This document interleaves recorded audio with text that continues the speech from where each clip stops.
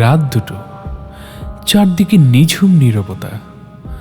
শুধু জানালার বাইরে পরদেশের ঝুম বৃষ্টির শব্দটা কানে বাজছে। হাতে 1 কাপ চা, যেটা অনেকক্ষণ আগে ঠান্ডা হয়ে গিয়েছে।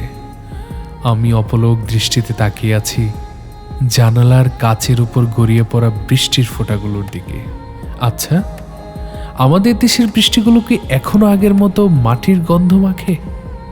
মনে পড়ে বাড়িতে যখন বৃষ্টি হতো, মা তড়িঘড়ি করে খিচুড়ি বসাতেন, ছোট বোনটা উঠোনে নাচত, আর বাবা বারান্দায় বসে খবরের কাগজ পড়তেন।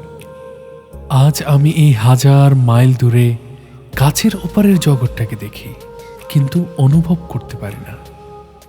লোকে বলে আমি প্রবাসে নাকি অনেক সুখে আছি।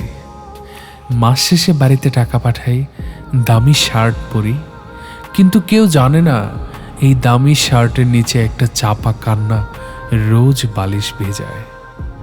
পরিবারের মুখে হাসি ফোটানোর জন্য নিজের হাসিটা যে কবে এই বিমানবন্দরের টার্মিনালে ফেলে এসেছি তা হয়তো নিজেও জানি না।